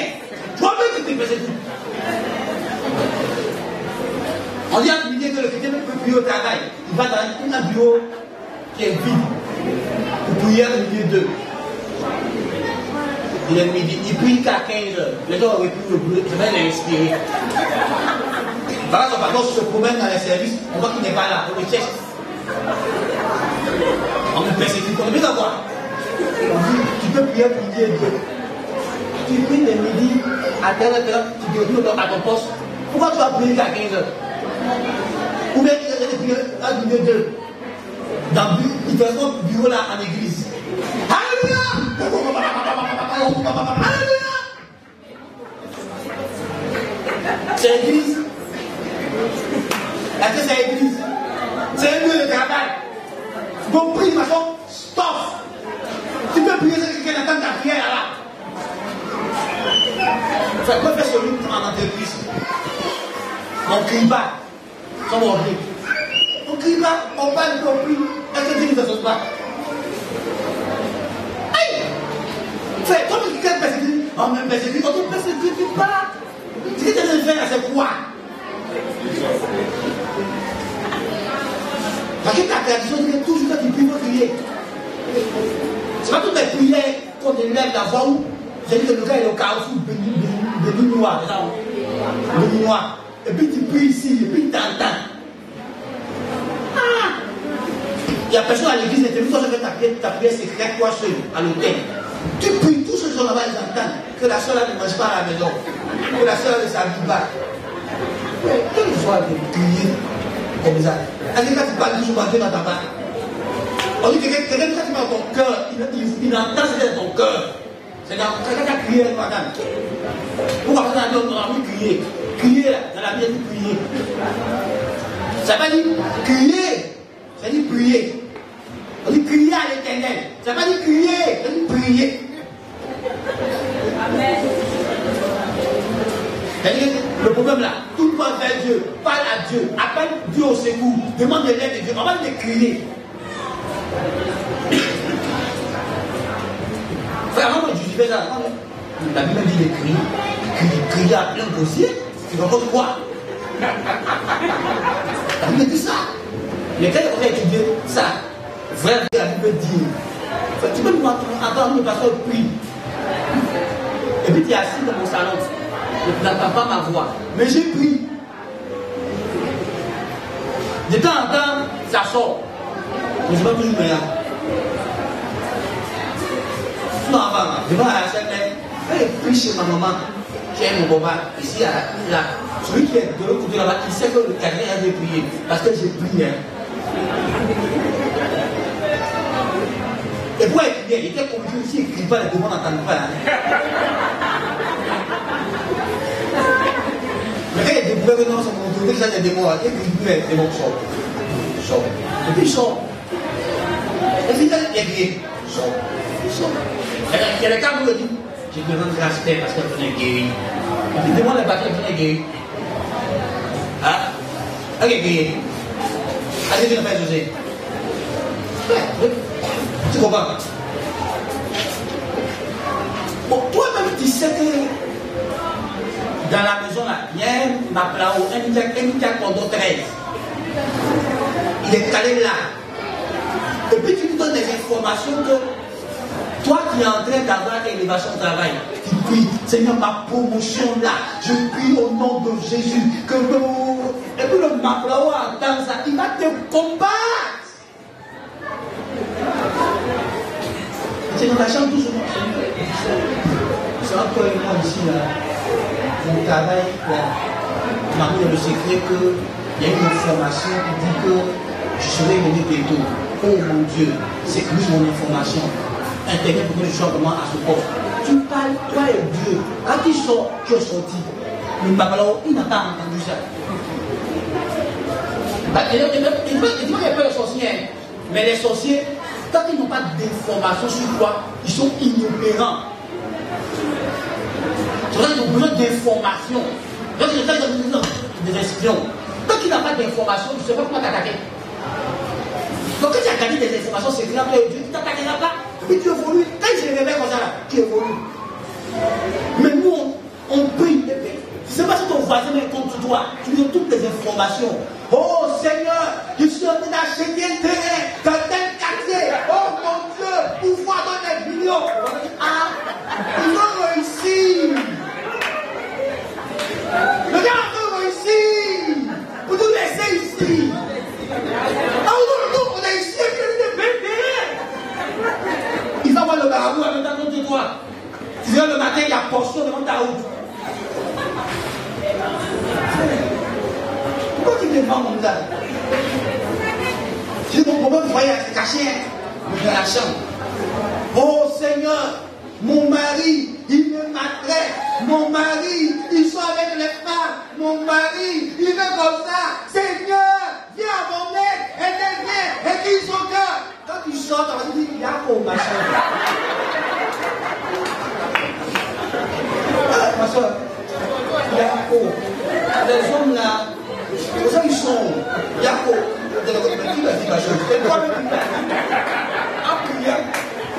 Tu as informé que ça ne va pas dans la maison. Parce que tu as allumé la prière comme ça. Tout le monde au quartier au courant que ton mari te trompe. Parce que tu cries ça à haute voix. Seigneur, mon mari est menacé, on veut le renvoyer. Si on le renvoie, nous on fait comment? Tout le monde au quartier au courant que ton mari est sous menace d'être renvoyé au chômage. Sois sage dans la prière. Ouais, sois très sage. Moi, c'est une chose. Quand il y a comme ça, pour je suis exaucé, il y a des sujets, c'était difficile pour que je sois exaucé. C'est là qu'il y a découvert Dieu, là, c'est tout ça. Tu sais qui est autour de toi. Tu donnes tes informations aux gens pour te combattre. Il m'amène à appeler Anne. On dit Anne parlait. Hein? Elle parlait. Le sacrificateur va dire ses lèvres remuaient. Mais il ne savait pas ce qu'elle. Mais qui savait? Elle a pas d'enfant.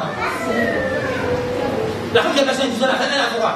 Elle dit, en elle-même, elle a froid, elle a prié. Si seulement je peux le. Elle a touché avec un miracle. Frère, tu montres des informations aux gens. Mais tu vois, le gars qui est près de toi, là, qui vit avec toi, qui ne sait même pas si tu t'aimes. Tu ne sais pas.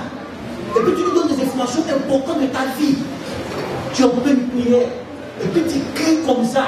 Puis ton voisin à l'ouest, ton voisin à l'est, ton voisin au sud, ton voisin au nord, tout le monde a fait. On est dans le même quartier. Est-ce que tout le monde prie le même Dieu? Va d'abord dire. Ton voisin à côté est maïcarien, ton voisin à côté est rosicrucien, ton voisin à côté est pharmacien. Il faut les crier comme ça là-bas. Ils vont bloquer toutes tes prières. Tu vas dire, tu connais des combats inutiles. Or, tu peux éviter ces combats inutiles Juste en étant sage.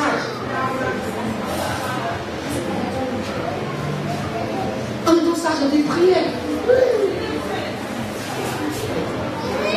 Mais comme la tradition évangélique dit que on va faire fire. Tu vas faire fire. Tu comprends ce moment? Fire.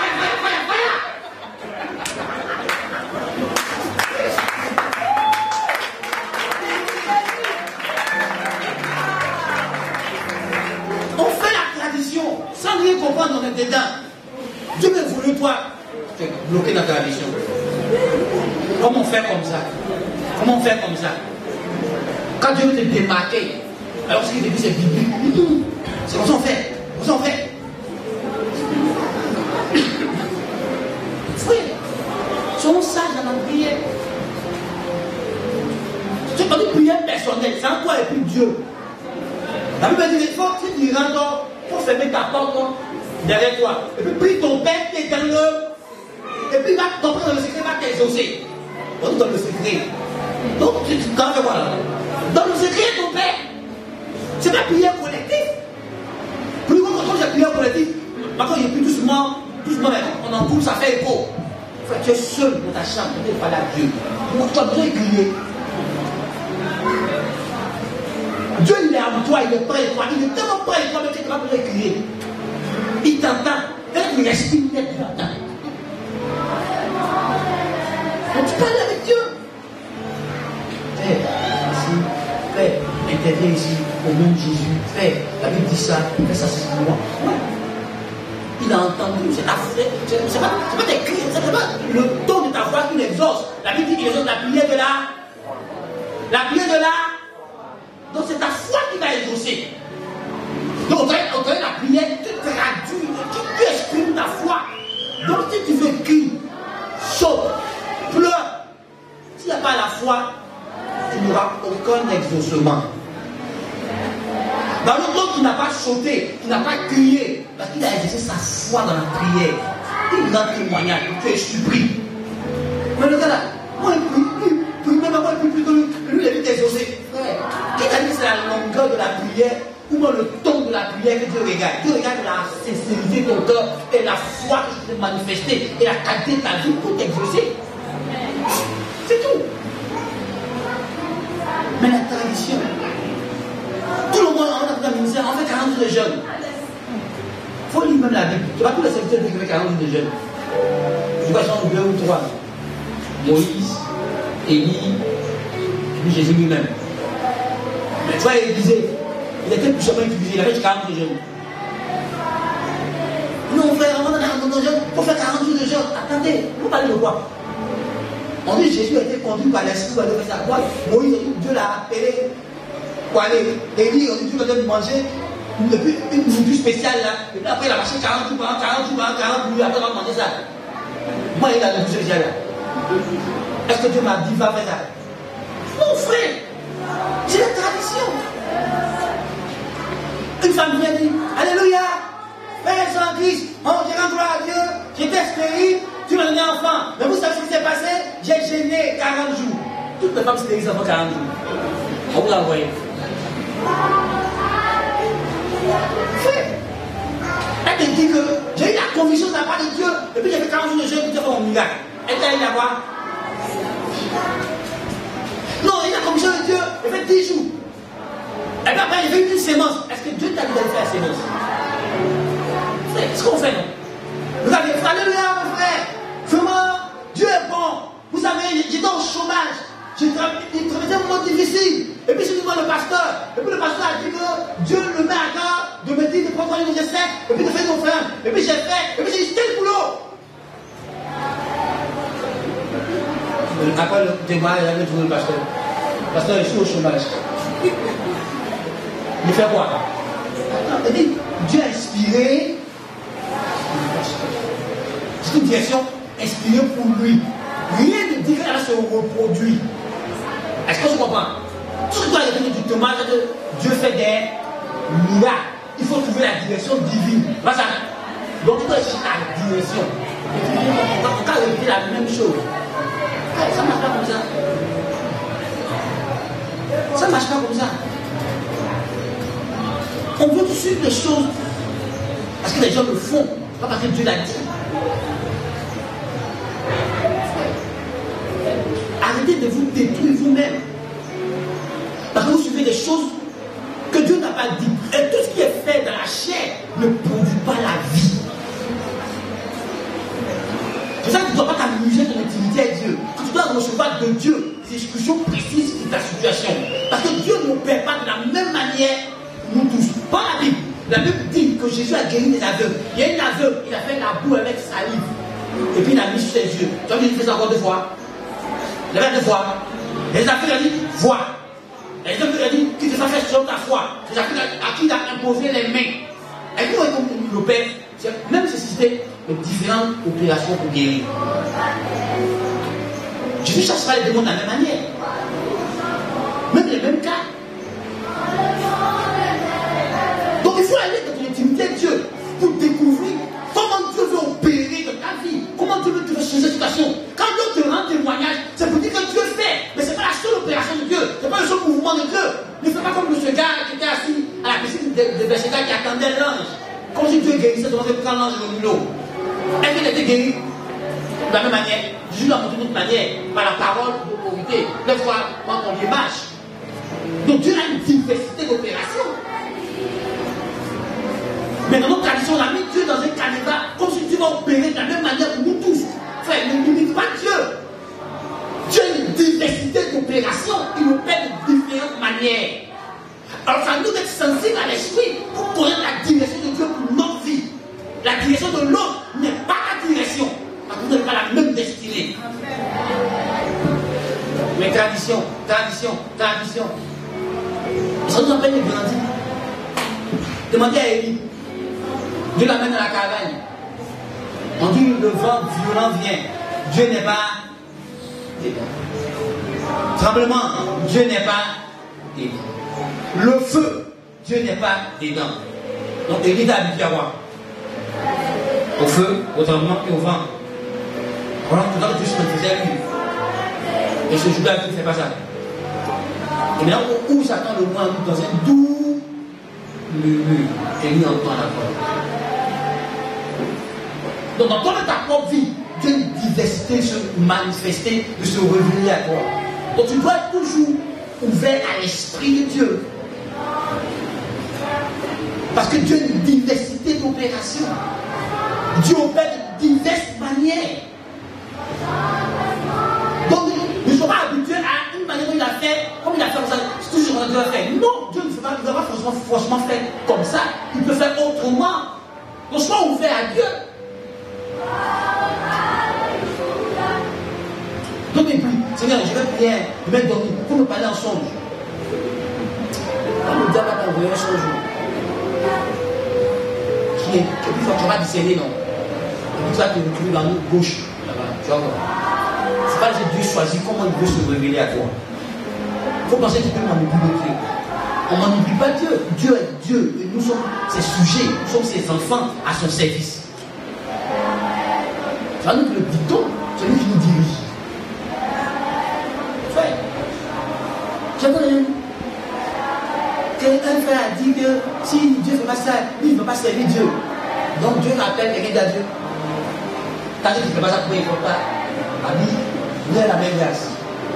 Quand il va te taper, tu vas comprendre que toi, tu as la même grâce.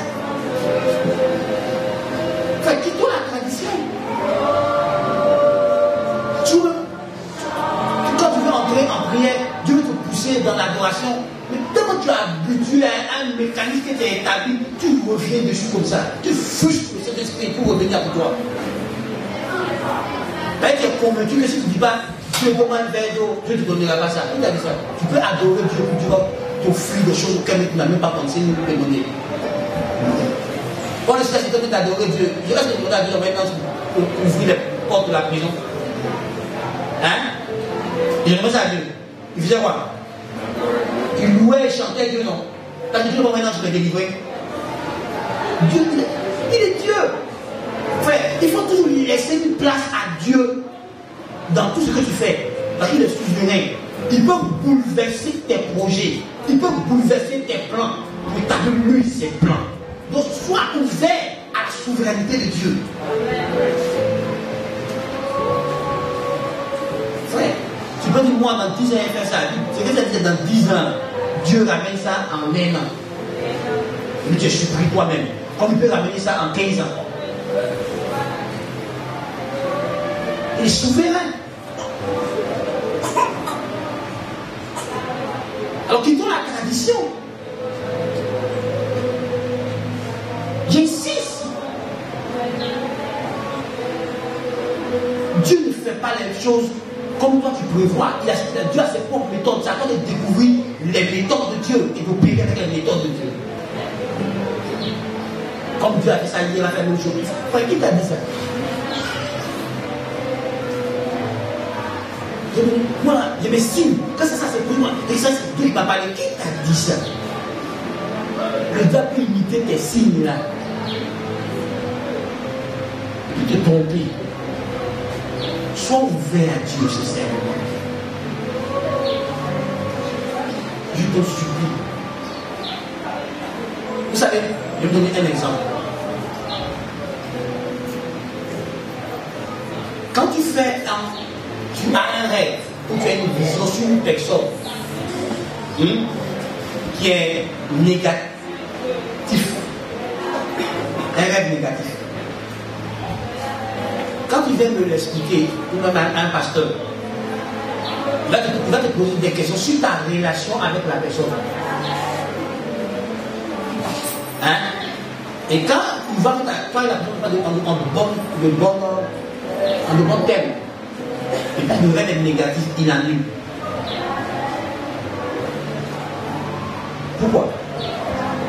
Parce que si tu as des choses comme quelqu'un, tu peux avoir des visions, des songes, même des pensées qui ne sont pas de Dieu, toi quand c'est Dieu qui te parle. Or, c'est ton propre cœur qui est en train de te parler là, de te donner des choses. Et souvent, le diable se met dans le mieux détruire ta relation avec la personne.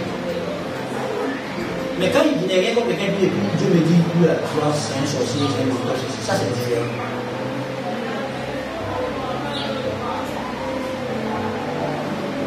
Vous comprenez maintenant? La Bible dit de la multitude de nos songes et de nos occupations naissent des rêves. C'est là. Un chose à vie sexy. Quand tu assois ma tête, l'Esprit de Dieu dit qu'elle a l'Esprit des hommes. Or, il y a des gens qui s'habillent sexy sans forcément avoir l'Esprit des hommes. C'est leur chair qui aime ça. Est-ce qu'il n'y a pas rien? Et puis il y a des gens qui le voient, elle est habillée décemment, d'en haut jusqu'en bas. Elle est classe même. Mais elle est possédée par l'Esprit des hommes. Tu dois voir, elle est bien classe, habillée comme une dame. Mais elle est possédée, elle adore la souveraine des hommes. Il n'y a rien à l'extérieur qui te dit qu'elle adore la souveraine des hommes. Il y en a qui s'habillent comme ça parce que beaucoup de jeunes filles africaines qui s'habillent comme ça parce qu'elles ont embarrassé la culture européenne. Aussi, tu vas en Europe, tu vas voir les filles, elles sont en petites culottes comme ça. Qu'est-ce que tu promènes dans la rue? Elles des valeurs. C'est qui a chassé de moi là. Est-ce que tu comprends? Eux, ils s'embrassent sur la bouche. Ils font bisous, lèvres contre lèvres. Des amis, hein? C'est leur culture. Toi, je te dis, c'est les gens qui l'esprit. Frère, c'est pas tout le monde qui a un esprit.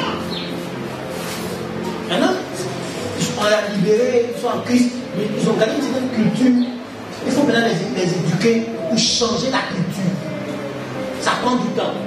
Amener quelqu'un dans une culture, le pasteur d'une autre culture, ça prend du temps.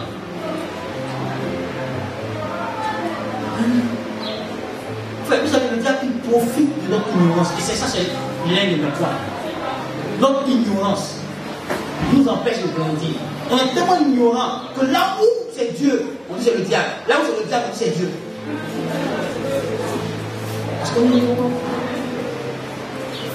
On ne sait pas les choses. Ça nous crée des problèmes.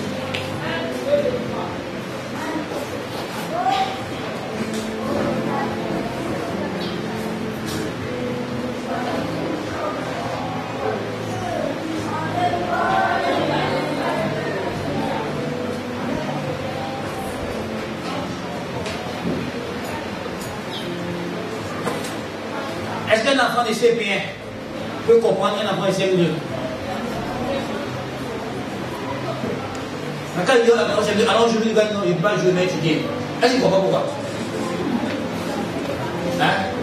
Il ne comprend pas que l'autre a examen en fin d'année, puis lui, il n'a pas examen. Il ne comprend pas qu'ils n'ont pas les mêmes matières.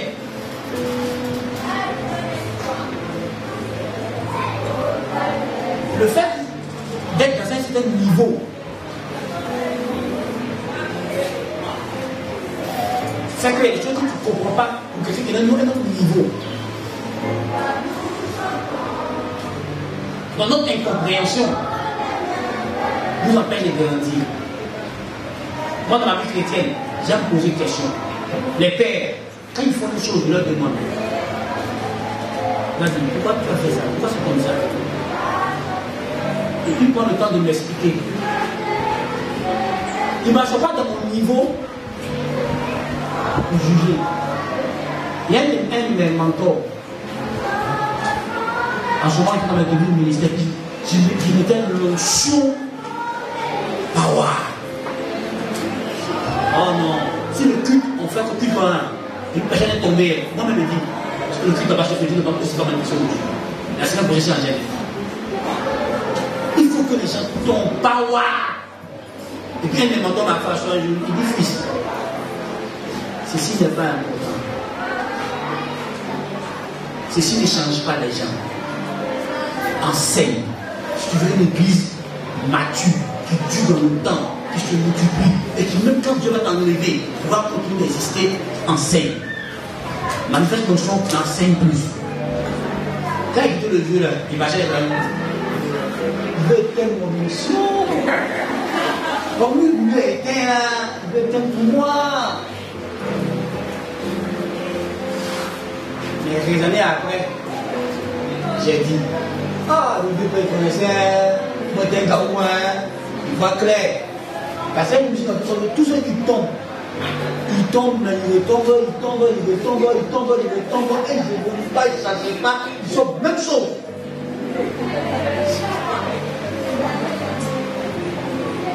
Là, le conseil du père est venu de ma tête. Et puis, on commençait par enseigner. Et j'ai vu que ceux qui tombaient sont tombés, quand ils se sont relevés, ils sont plus cessés de tomber un peu, pas garanti. Frère, qu'est-ce que tu fais comprendre? Quand tu as un niveau, et puis tu veux juger des gens qui ont expérimenté des choses plus grandes que toi dans la maison de Dieu, dans les choses de Dieu, tu juges ça. Non, c'est pas comme ça on fait. Au niveau dit ça. Quand tu as assis à ce niveau-là, tu vas t'attendre de ce qu'on fait. C'est comme ça on fait. Et tu vas être bébé spirituel et puis tu vas juger des gens qui ont un niveau plus élevé que toi dans la foi. Tu comprends rien des choses de Dieu et tu veux les juger. Tu ne vas pas grandir. Vous voulez aller à leur pied et puis apprendre. Pour comprendre, pour évoluer.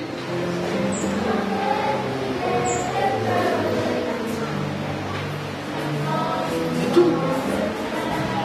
Pour comprendre et évoluer. Frère, arrête de juger les gens. Tu ne vas pas grandir, tu ne vas pas évoluer. Des gens ont plus d'expérience que toi. Ils servent Dieu avant toi. Arrête de les juger. Apprends. Mets dans une posture d'apprentissage. Frère, l'orgueil te blague. Et tu juges les gens. Tu as compris quoi de Dieu? Quelque chose, il y a des choses que tu as compris là. Mais il y a des choses de profondeur que tu n'as pas. Donc ils agissent, ils prennent leurs décisions, ils réagissent en fonction des profondeurs qu'ils ont avec Dieu, des profondeurs de la compréhension de la parole de Dieu, des profondeurs de Dieu que toi tu n'as pas encore. Ne t'excite pas trop avec juste quelques petites révélations. Frère, parce que tu as commencé à ouvrir un peu de respect, tu vas comprendre quelque chose que tu es surexcité. Non, hein. Il y a des gens qui ont des profondeurs que tu n'as pas. Tu le vois calme comme ça. Un gars comme Dotaï, quand il t'explique comment les règles d'interprétation là, Quand on applique ça sur la Bible, comment tu es battu? Il est profond. Et tu vois ici.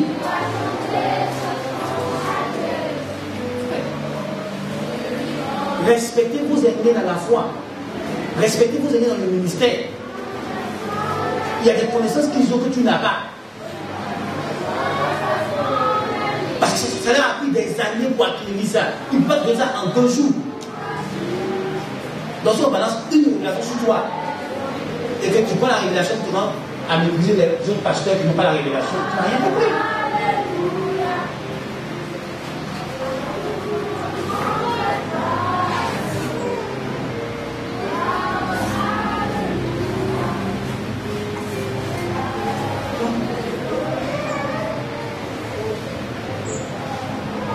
Que Dieu nous aide. Et je termine avec ce dernier point. Connaître notre identité. Si tu ne connais pas ton identité en Christ, tu ne peux pas grandir. Qui tu es en Christ? Qui suis-je? Qui tu es? Si tu ne connais pas ton identité, tu ne pourras pas développer ta discipline. Parce que tu risques de tomber dans les pièges, dans les ruses du diable, dans les mensonges du diable. Le mari sera rencontré d'autres obstacles. Et par rapport à là où ça arrive, connaître ton identité en Christ. Qui suis-je? Que Dieu nous bénisse, qu'il nous aide. Et mardi sera terminé l'enseignement. C'est la première partie de l'enseignement. Que Dieu nous bénisse.